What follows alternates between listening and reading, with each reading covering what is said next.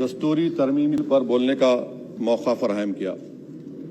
मोहतरम चेयरमैन साहब, मैं आपकी जानिब से बरसर इख्तिदार जमात को मुबारकबाद देना चाहता हूँ कि आज उन्होंने जो दस्तूरी तरमीमी बिल को लाया है, आप शाबानों के उस कानून के लाने के नक्श कदम पर चल रहे हैं। मुबारकबाद देता हूँ आपको और उम्मीद करता हूँ कि इसके बाद बरसर इख्तिदार जमात के जिम्मेदारों की ज़बानों से बार बार शाबानों का जिक्र नहीं होगा, क्योंकि ये आपका दस्तूर में इस बात की इजाज़त है कि सुप्रीम कोर्ट अगर कोई फैसला देता है तो सरकार को इस बात की इजाज़त है कि वो उस फैसले के ऊपर कानून बनाए जो आपने किया। तो इसलिए मैं कह रहा हूं कि आपने शाबानों की रिवायत को बरकरार रखा, आपको मुबारकबाद।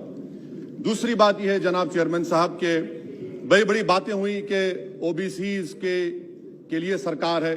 मैं इसको डिस्पेल करता हूं, एक्सपोज करता हूं। ये सरकार ओबीसीज के लिए नहीं है। क्यों नहीं है? National commission of scheduled caste, national commission of scheduled tribe जो है 338B में उनको जो इख्तियार दिया गया है वो प्लान एंड पार्टिसिपेट करने का। आप ओबीसी में एनसीबीसी कहने के खाली एडवाइस करना, यहां पर प्लान और पार्टिसिपेट है ही नहीं। तो ये आपका एक्सपोज करता है आपकी हिपोक्रेसी को और आपकी मुनाफिकत को। दूसरी बात यह है कि रोहिणी कमीशन ने कहा कि 10% ओबीसी 50% रिजर्वेशन को हासिल कर रहे हैं और 20% जाते हैं, इनको कुछ नहीं मिल रहा है। तो सब कैटेगराइजेशन क्यों नहीं कर रहे आप? अगर आप ओबीसी के लिए हैं तो मखसूस कास्ट के लिए आप हैं, आप तमाम ओबीसी के लिए नहीं है। ये आप ही का रोहिणी कमीशन ने आया है। तो सब कैटेगराइजेशन आप करेंगे नहीं करेंगे?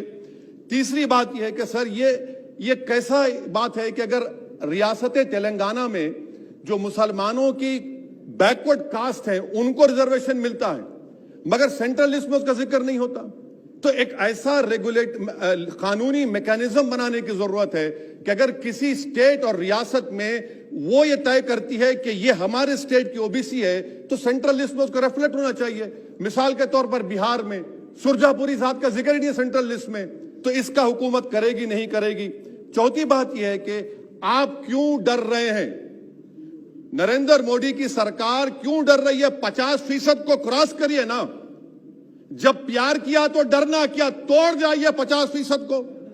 क्यों 50% को डर रहे हैं आप? जो 50% है उनको 27%, जो 20% है उनको 50%। तो आपकी मोहब्बत ओबीसी से नहीं है, आपकी मोहब्बत उनके वोट से है और आपका दिल उन 20% के लिए धड़कता है जिसके लिए आपने 50% तहफ़्फ़ुज़ रिजर्वेशन दी है। यह आपकी हकीकत है। पांचवी बात यह है स्पीकर साहब कि हम हुकूमत से मुतालबा कर रहे हैं कि प्रोएक्टिवली नरेंद्र मोदी की सरकार 50% सीलिंग को तोड़िए, निकलिए। आप क्यों नहीं करना चाहते? करने की जरूरत है, डेटा है, एम्पिरिकल एविडेंस है बैकवर्डनेस का। वो 50%, 27% कैसा दे रही है, गलत है। छठी बात यह है कि सर ये एक सुनहरा मौका है कि आप इस तरह का कानून बनाइए, 50% लिमिट को क्रॉस करिए और ओबीसी समाज से सही मानों में इंसाफ करिए। सर एक और बात, आज ही के दिन 1950 10 अगस्त को प्रेसिडेंशियल ऑर्डर हमने निकाला था। बड़ा तारीखी दिन था जिसमें हमने शेड्यूल्ड कास्ट को रिजर्वेशन दिया। मेरा हुकूमत से मुतालबा है, मैंने कांग्रेस की हुकूमत थी वहां बैठता था मैं, आज यहां बैठकर भी तीसरी मर्तबा कह रहा हूं कि 1950 का प्रेसिडेंशियल ऑर्डर रिलीजन की बुनियाद पर बनाया गया जो राइट टू इक्वालिटी के खिलाफ है, जो राइट टू इक्वालिटी के खिलाफ है। एक सुनहरा मौका आपके पास आया है कि उसको रिलीजन न्यूट्रल करिए।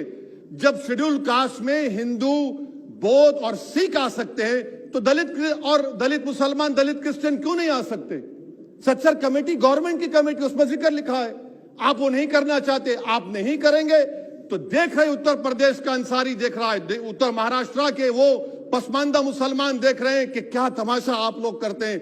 यहां वहां चले जाते हैं, वहां के यहां आते हैं और हम लोग बीच में फंसे हुए रहते हैं। सर छठी बात यह है, सातवीं बात यह है कि मैं हुकूमत से इस बात का मुतालबा कर रहा हूं कि 1950 प्रेसिडेंशियल ऑर्डर को रिलीजन न्यूट्रल किया जाए। अच्छा, ओबीसी की आपकी सरकार है, 89 सेक्रेटरीज हैं, कितने ओबीसी है बताइए?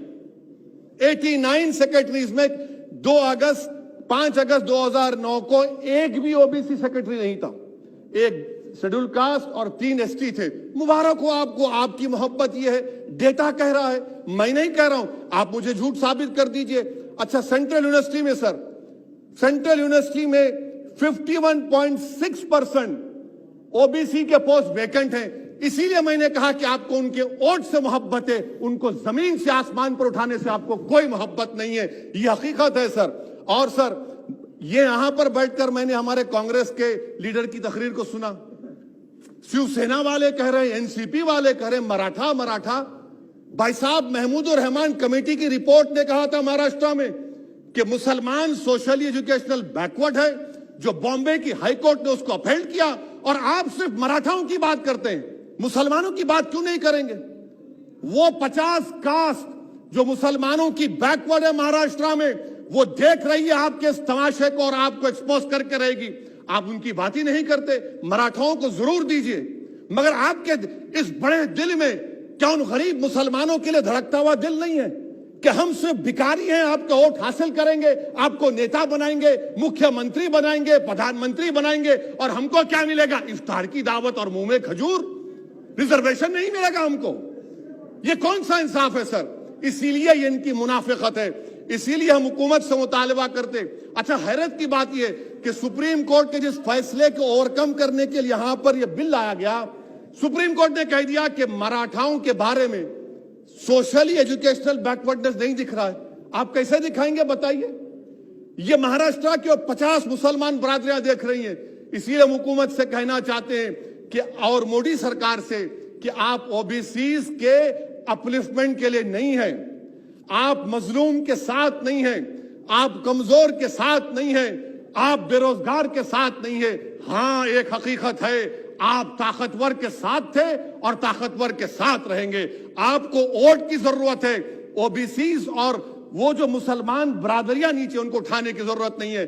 स्पीकर साहब, ये बिल यकीनन अच्छा है, मैं इसकी तायीद करता हूं। और गालिब ने बड़ा खूब कहा था कि ये जो तमाशा मैं देखता हूं कि बजीचे अतफाल है, दुनिया मेरे आगे, होता है सब शब रोज तमाशा मेरे आगे। शुक्रिया सर।